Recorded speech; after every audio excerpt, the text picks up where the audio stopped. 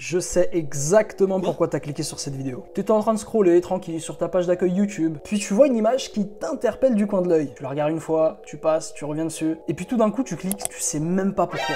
Si tu t'es reconnu dans ce scénario gros, ça veut dire que ton cerveau est gravement endommagé. Ton cerveau a été totalement détraqué par tout le porno que t'as regardé ces dernières années. Et c'est pour ça que dans cette vidéo, je vais te donner les 5 pires façons qui font que le porno détruit ton cerveau.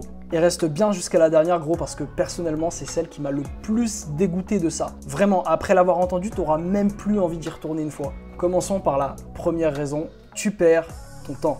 Tu connais la routine, tu vas fermer ta porte à clé, aller chercher tes mouchoirs. Maintenant, c'est le moment de chercher la vidéo qui te fera kiffer. Tu regardes une première, mais vas-y, elle est pas assez bien, donc tu fermes l'onglet, tu regardes une deuxième. Et le temps de faire ce que tu as à faire, 1 heure s'est passée, what the fuck? Oui mais Samy, c'est rien 1 heure dans une vie. Non, pas avec l'effet cumulé. Supposons que tu le fasses tous les jours. Ça ferait quoi? 7 heures par semaine de consommer. Sur chaque mois, ça te fait 28 heures. Et sur une année, ça te fait 336 heures de perdu, gros.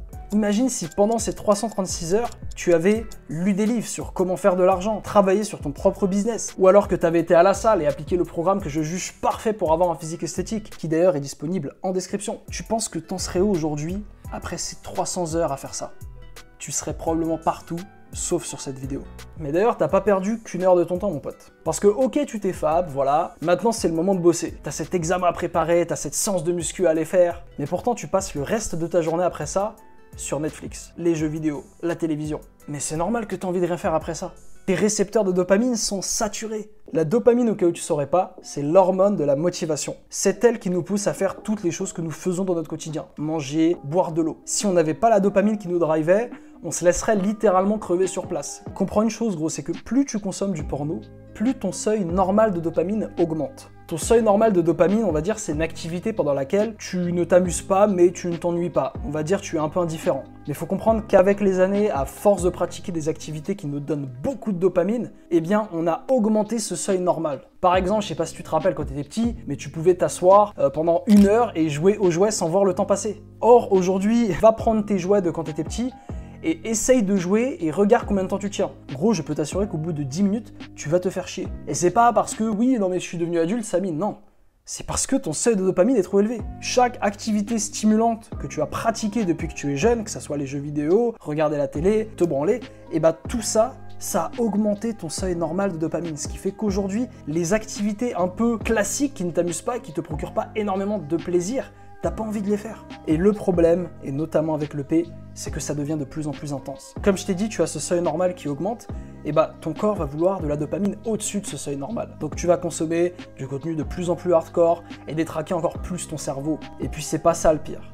C'est que tu deviens littéralement un pervers sexuel, gros. Je me rappelle quand j'étais au collège-lycée, pour un mec, regarder du porno c'était un truc normal. Limite, si tu le faisais pas, t'étais considéré comme un peu un mec bizarre, comme un bolos. Alors que gros, à l'époque de tes grands-parents, le mec qui regardait ce genre de contenu, il était considéré comme un pervers sexuel. C'était, tu sais, le mec qui allait dans les sex shops, qui voulait pas se faire repérer, mais tout le monde se foutait de sa gueule, le gars. Et juste pour te rendre compte à quel point c'est dérangeant, fais cette expérience. Rappelle-toi la dernière vidéo que t'as regardée, et visualise-la dans les moindres détails. Visualise le mec, la meuf, leurs vêtements, s'ils en avaient, la couleur du canapé, la fenêtre s'il y en avait une où elle était placée. Maintenant, imagine que t'es dans la pièce avec eux, et que t'es en train de faire ton affaire.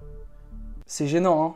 On est d'accord? C'est exactement ce qu'on est censé ressentir. De la gêne, de la honte, du dégoût. Et le pire des trucs, gros, c'est que les meufs le savent quand tu consommes du porno. On a tous déjà vécu ça, surtout en été, quand tu vois une meuf fraîche dans la rue, bon, tu la regardes une fois. Comme tous les mecs, j'ai envie de te dire, on est humain, d'accord? Mais toi, non, tu peux pas t'empêcher de la regarder 2 fois, 3 fois, 4 fois, 5 fois. Gros, ça devient gênant, arrête! Et le pire, c'est qu'elles le savent. Notamment les meufs à la salle. Moi je le vois, les mecs qui sont là, qui voient une meuf un peu fraîche avec un décolleté, qui arrêtent pas de les regarder tout le temps. Si moi je le remarque, alors elle le remarque encore plus. Et le problème c'est qu'en faisant ça, si tu lui fais comprendre une chose à la meuf, c'est qu'elle est trop bien pour toi. C'est foutu du coup avec elle.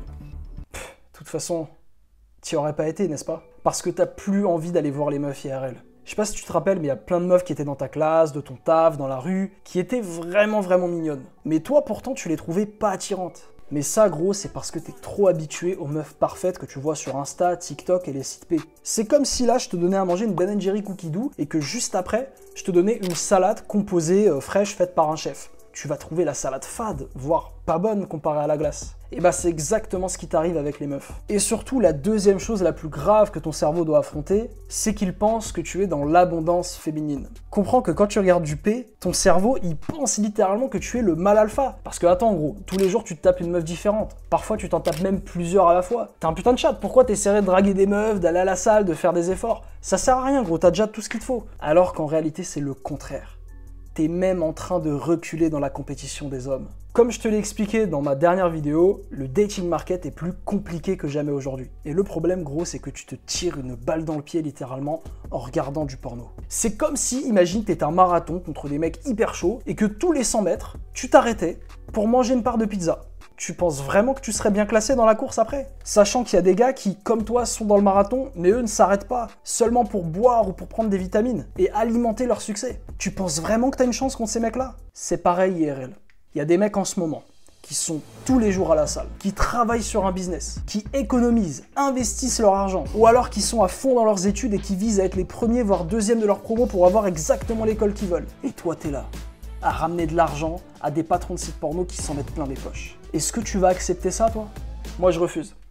C'est pour ça que, si tu veux qu'on avance ensemble, abonne-toi à cette chaîne YouTube et rejoins le groupe Discord dans lequel il y a plein de mecs comme toi qui ont envie de s'améliorer et d'atteindre le top 10% des hommes. On va fonder, gros, littéralement une communauté de tueurs. Et si tu galères à arrêter le P, va voir ma dernière vidéo, le passage sur les addictions, dans laquelle je te donne les 5 étapes pour réussir à arrêter une addiction.